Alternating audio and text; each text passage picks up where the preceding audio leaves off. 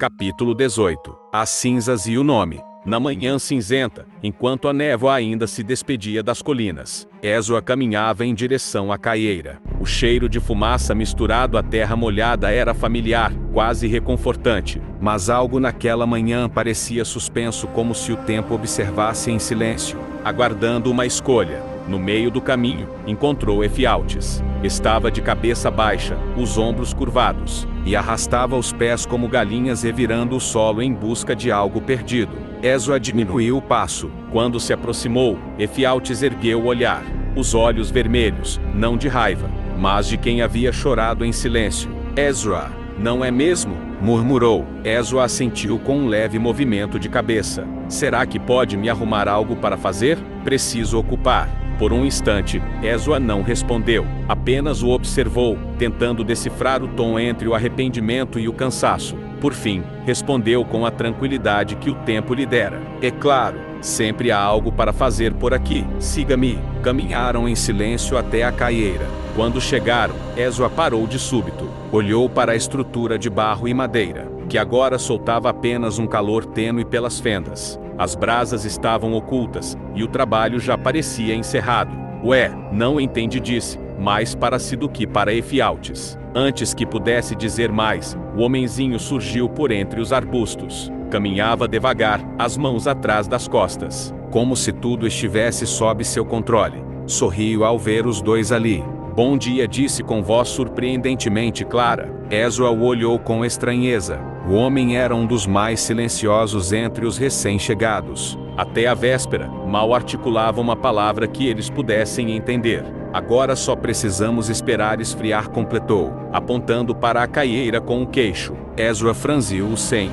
Até ontem você não falava uma palavra do nosso idioma, e hoje já fala frases inteiras. O homem sorriu de novo, com humildade. Preciso praticar.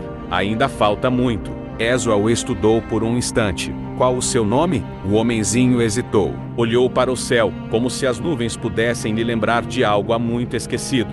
Depois respondeu, com simplicidade. Kazuya. Passaram a manhã sob um sol suave, entre árvores carregadas e canteiros úmidos. Ezra e Efialtes trabalhavam lado a lado no pomar, recolhendo frutos maduros e raízes tenras. Mais adiante, Kazuya coordenava os seus companheiros, que limpavam as plantações com cuidado meticuloso, como quem aprende a conversar com a terra. Efialtes parecia mais calmo naquele dia. O trabalho com as mãos trazia alguma ordem à mente inquieta. Em certo momento, ele parou para enxugar o suor da testa e olhou para Ezra. Naquela noite, quando tudo se perdeu, achei que não escaparia. Ezra olhou de soslaio, mas não disse nada. Lutamos até o fim. Vi meu irmão cair com o rosto na lama. Vi minha vila queimar.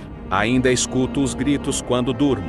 Mas eu fugi. Fugi sozinho, sem rumo. Passei por vales e florestas. Dormi entre pedras. Comi o que o mato dava. Não fui feito prisioneiro. Só não vi mais sentido em lutar por um nome que Roma apagou. Ezra assentiu com um leve murmúrio. A dor compartilhada não precisava de palavras. Pouco antes do almoço, sentaram-se à sombra de uma figueira, compartilhando água e pão. Kazuya se juntou a eles, limpando as mãos num pano de linho tosco. Efialtes olhou para ele, curioso. E vocês? Como chegaram aqui? Kazuya suspirou, olhando para o chão antes de responder.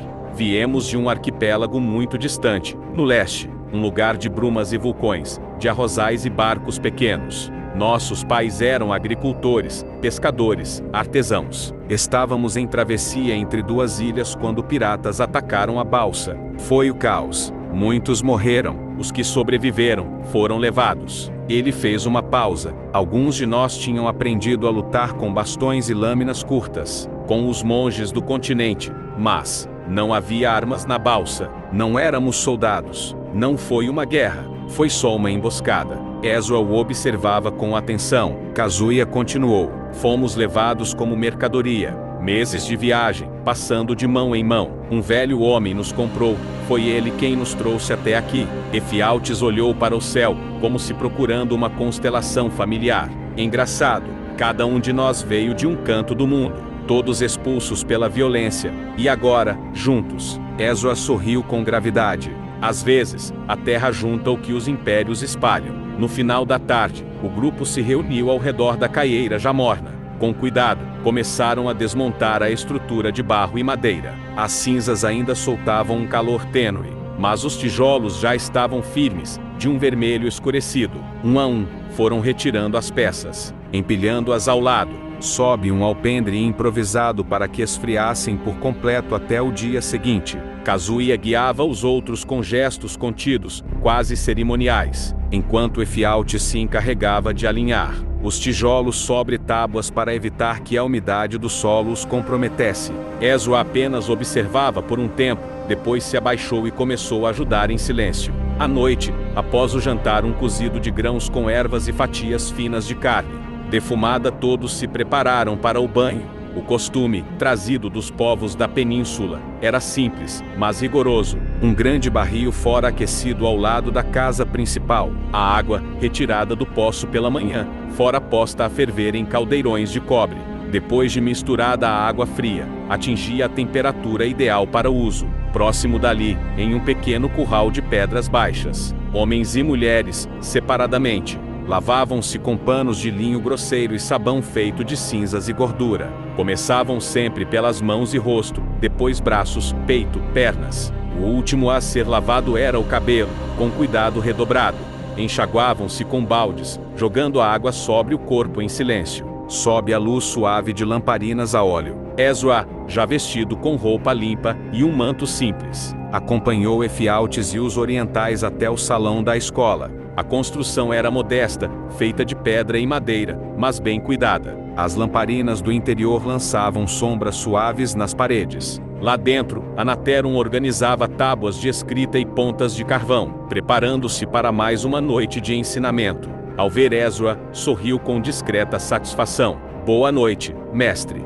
"Boa noite", Anaterum respondeu. Ezra aproximou-se, observando os orientais sentarem-se em silêncio. "O progresso deles é notável. Estão atentos, ágeis com os sinais. Você fez um bom trabalho." Anaterum assentiu, humilde. "Eles aprendem como quem sabe que o tempo não volta." Ezra pousou a mão no ombro do professor. "Continue assim. Logo poderão ensinar também." Despediu-se com um aceno breve e deixou a escola, caminhando sob o céu escuro pontilhado de estrelas. Efialtes, porém, permaneceu, parado na soleira da porta, braços cruzados. Olhava para dentro com uma expressão indecifrável. Talvez pensasse em tudo o que perdera, ou em tudo que ainda poderia construir. Atrás dele, o campo dormia em silêncio, e os tijolos, empilhados em ordem, aguardavam a aurora. Se ainda está aí, é porque gostou dessa história. Siga-me, ative a notificação, curta, compartilhe e até o próximo capítulo. Obrigado!